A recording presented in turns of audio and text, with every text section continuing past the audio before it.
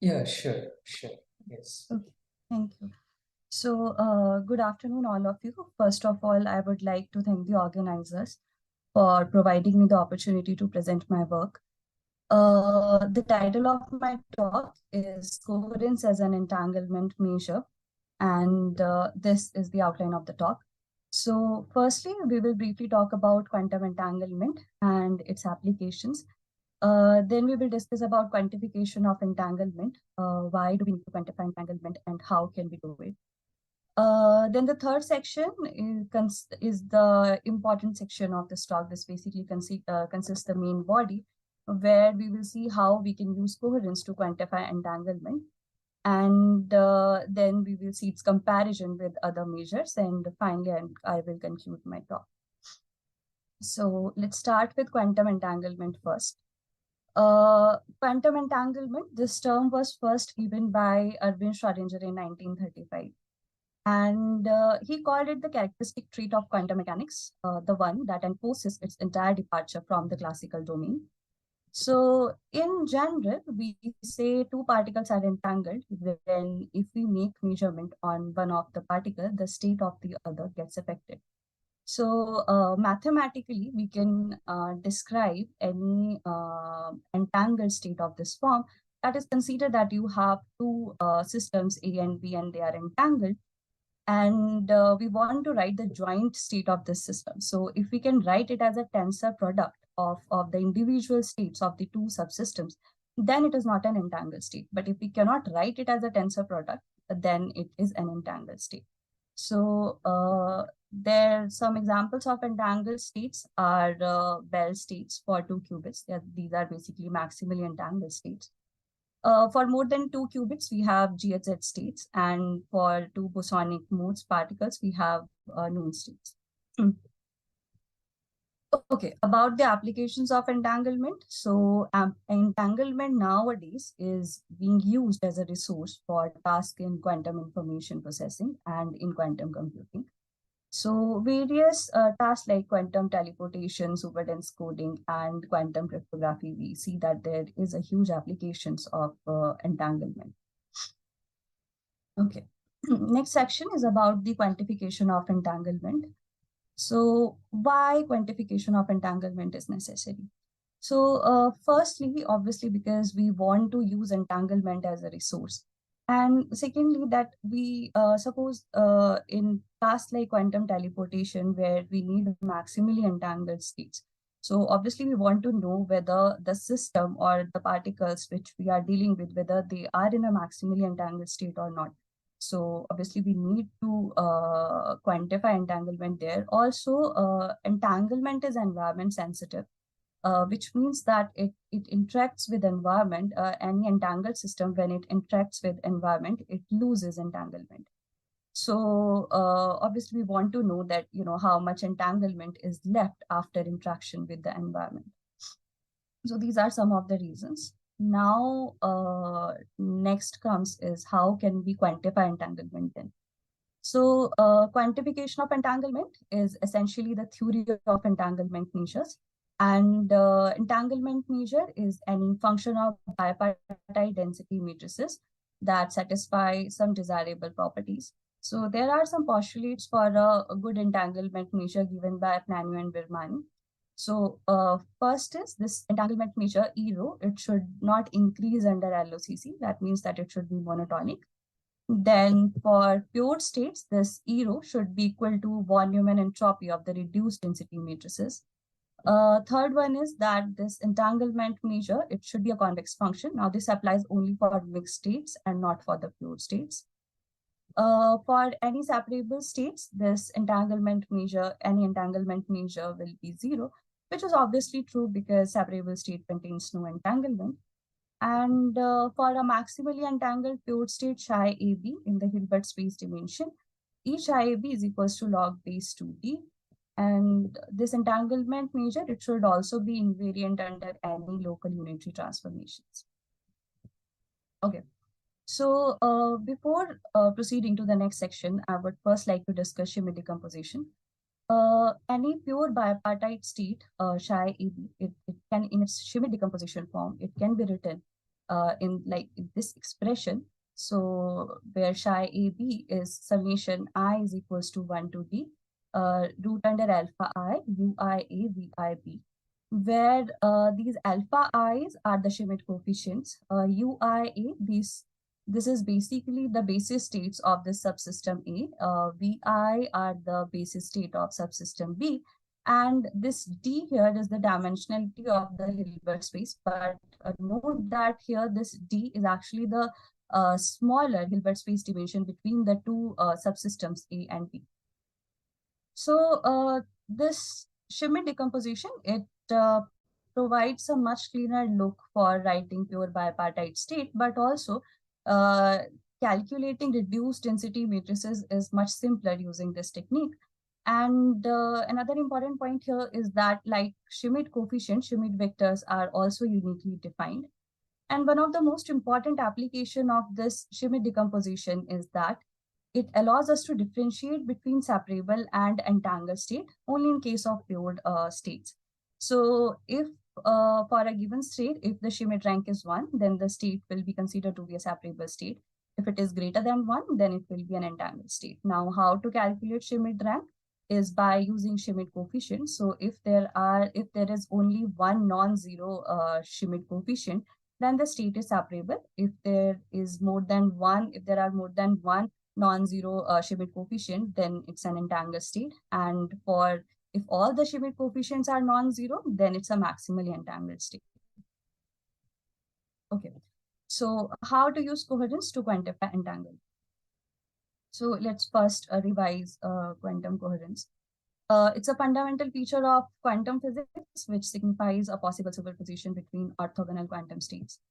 And Baumgras et al. In 2014, they have provided a very beautiful definition of this quantum coherence, where they have defined this quantum coherence as the sum of absolute values of the off-diagonal elements of the density matrix.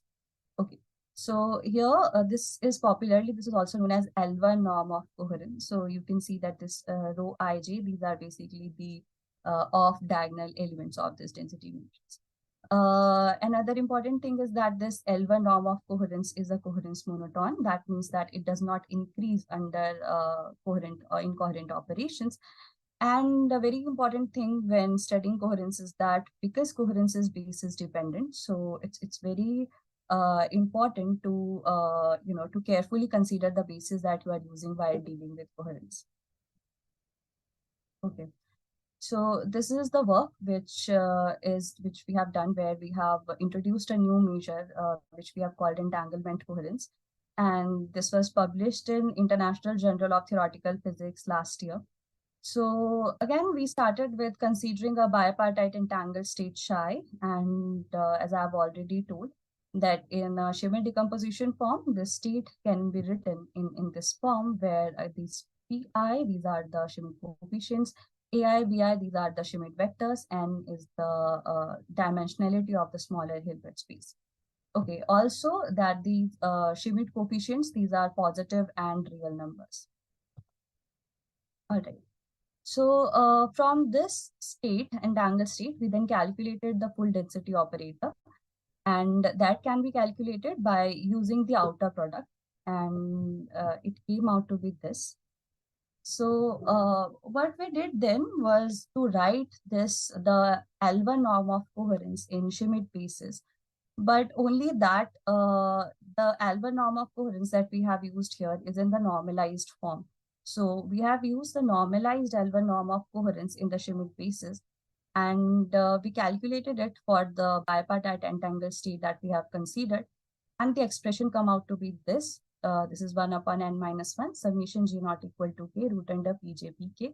Here you see that this pj pk, these are the Schmidt coefficients. Okay, so this coherence in a way is actually depending upon the Schmidt coefficients. So we call this CE as entanglement coherence. This is we have defined the CE as the normalized coherence of the entangled state in its Schmidt basis. So important thing is that this expression only works for Schmidt basis. Now we try to write it down, this expression in terms of the reduced density operator, And what we found is that this comes out to be CE is equals to 1 upon n minus 1 trace root under rho square minus 1. So important thing to note here is that this actually trace is basis independent. So that makes this expression of CE as, that this can be used for any arbitrary basis. And to for the reduced density operator for any subsystem. So here we have considered for subsystem A that can be calculated by tracing out the basis states of the subsystem B, resulting into this. Okay. All right. So next we actually wanted to calculate this CE for maximally entangled state. Now, what happens in this Schmidt decomposition is that for a maximally entangled state, all the Schmidt coefficients are equal. Therefore, root under pi will be 1 by root under n. And we can write this psi as summation I is equals to 1 to n, 1 by root under n, ai pi. And again, we calculated the reduced density operator for the subsystem A, which turns out to be this one. And after that, if we can calculate CE, we calculate that the CE comes out to be 1 for a maximally entangled state, which it should be for a good entanglement measure. So here we can see that this our entanglement measure is bounded between 0 and 1. Okay, this I've already explained how the CE can be used in any arbitrary basis. Okay. So next I will show that this entanglement coherence is also connected with robustness of entanglement. Now, what is robustness of entanglement? So this robustness of entanglement, it was first introduced by Weidel and Tarek in 1998. This measure is based on a simple physical operation, which means that mixing with locally created state. So what happens in this robustness of entanglement is that an entangled state is mixed with the separable state. And then the resulting state will be unentangled. Okay, so it means that the entanglement has wiped out. So it tells us that what amount of separable state is required to mix with the entangled state to wipe out the entanglement completely. So robustness of entanglement, it is proved, this has been proved by Weidel that it is monotonic under LOCC operations. And for a pure bipartite state, the robustness of entanglement in its Schmidt decomposition form is defined as R psi is equals to summation I equal to 1 to n lambda I square minus 1. So these lambdas are again the Schmidt coefficients. Okay. Later, the normalized form of R psi was given, and this can be written as R psi tilde is equals to 1 upon n minus 1 summation I not equal to j root under lambda I lambda j. Now, I want to focus you on this equation number 10 and the equation number 5, which we have calculated for entanglement coherence. So these equations are exactly similar to one another. Okay, so from here, we can say that the normalized form of robustness of entanglement is exactly similar to the entanglement coherence CE. Okay. Next, we will define the relation of this entanglement coherence with the skew information. So Wigner and Yanase in 1963, they introduced the concept of skew information, which is believed to quantify the quantum part of the uncertainty of an observable in a mixed state. So basically, it's used for a mixed state. And they have introduced it for basically in quantum measurement purposes. The skew information of an observable A in a state rho is defined as I rho A is equal to minus 1 by 2 trace root under rho A square. This is the commutator. So what we can see from here, why I said that this is applicable for mixed state is one of the reason is that this expression, if you see it carefully, is that, for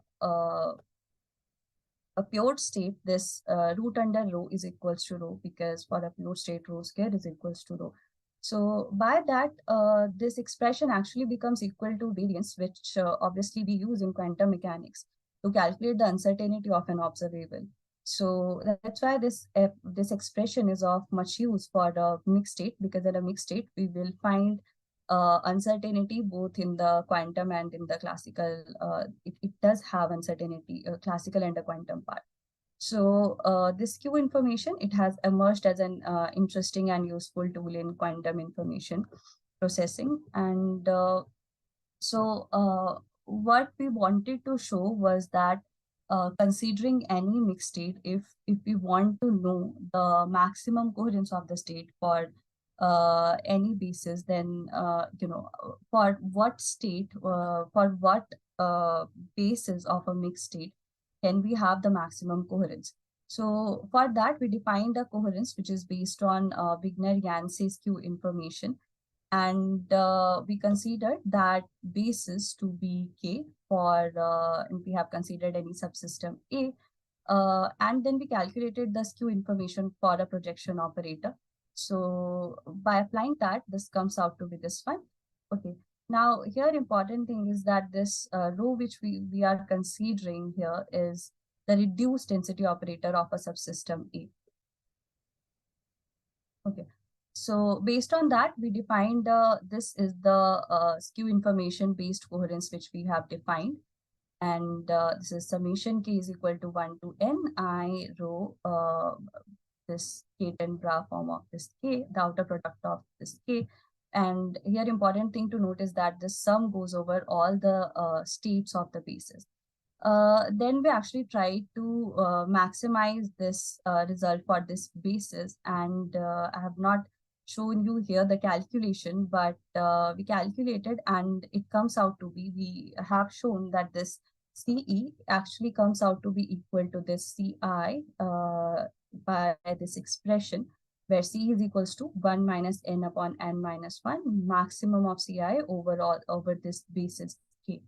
So here we can see that this entanglement coherence of an entangled state is closely related to the optimal skew information based coherence of the reduced state of the subsystem A.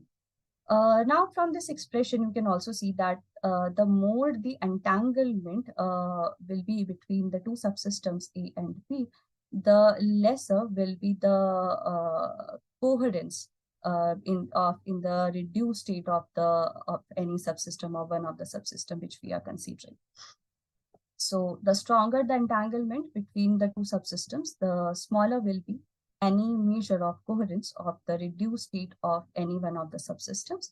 And the skew information based coherence of one of the subsystems, it has a closer connection with the uncertainty of the composite system. Okay, so next is the comparison with other measures. So for this, we try to compare it with other measures. For comparison, we have used entropy of entanglement and normalized eye concurrence. So we considered any arbitrary bipartite entangled state of two Q traits. And then for that, we have plotted these graphs, and we can see that this red one is the entropy of entanglement. Green one is the normalized eye concurrence, and this blue one is our entanglement coherence. So we see that our entanglement coherence, it varies in accordance with the other measures which are considered to be good measures. So in conclusion, I can see that our entanglement coherence is an elegant measure of entanglement, in the sense that it is always bounded between 0 and 1, irrespective of Hilbert space dimension. It is intimately connected to another fundamental feature of quantum mechanics, which is quantum coherence. So we can say that entanglement and coherence have a very close connection. And this normalized coherence of entangled state, it is also interestingly connected to robustness of entanglement and skew information, but implications of this needs to be explored further. It also needs to be proven that this CE it does not increase under LOCC. So this is, we have not proved that this CE is monotonic under LOCC.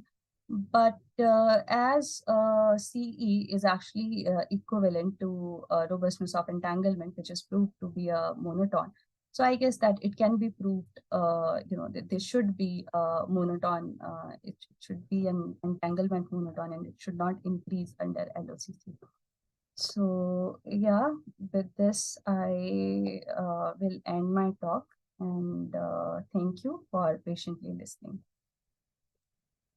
Thank you, Neha. That was a wonderful talk. The session is now open for questions. So if anyone, if you'd like to ask any questions to Neha about the slides, then feel free to unmute yourselves, or you can also write your questions in the chat.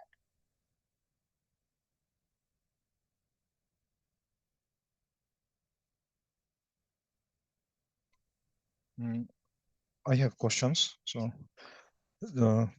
thank you for your talk. Can you hear me? Yeah, I can hear you.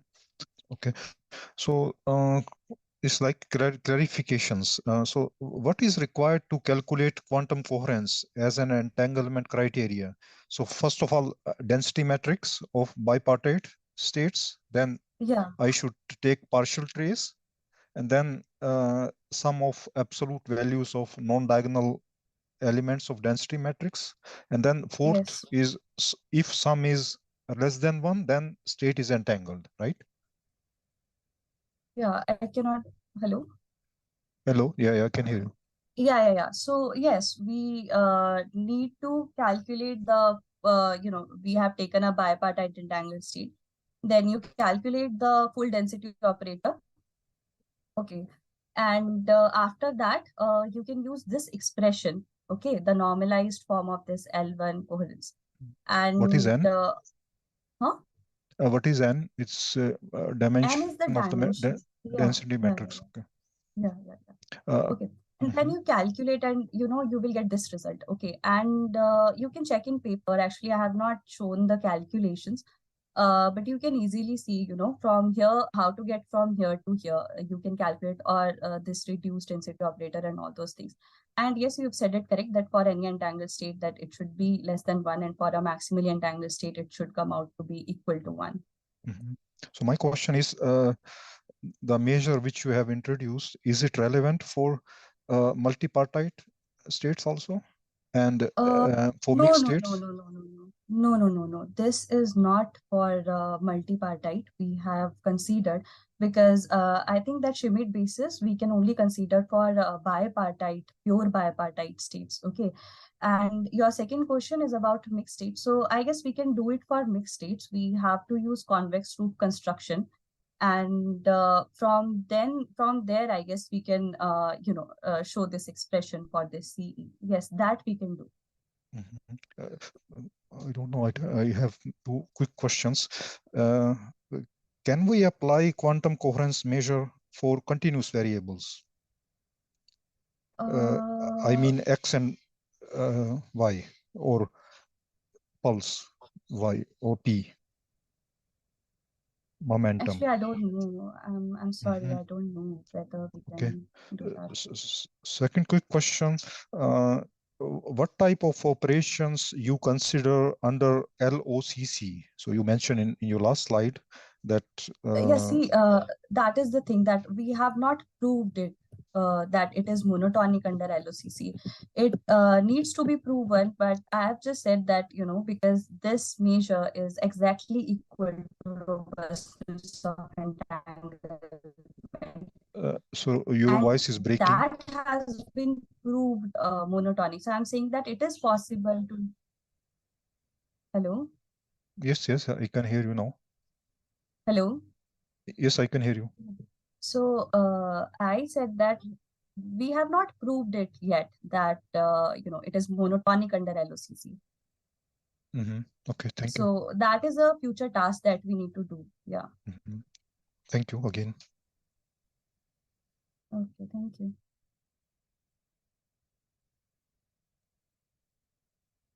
Okay, any other questions?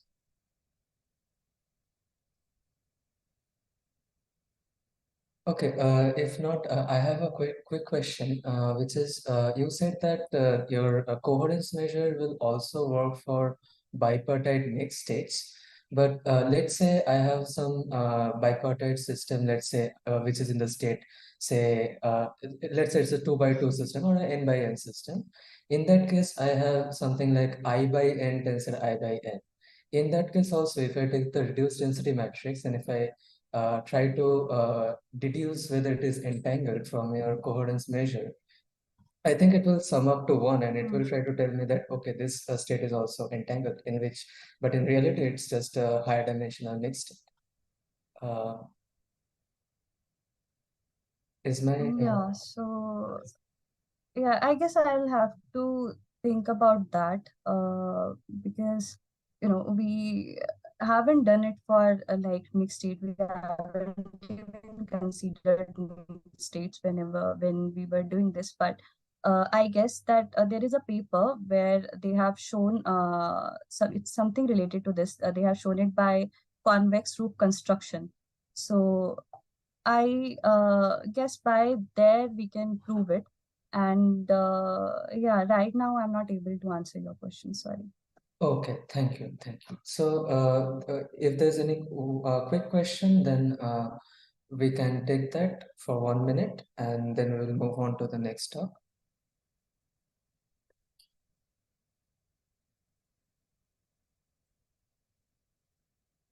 Okay, so thank you, Neha. It was a wonderful talk. Yeah, thank you, everyone.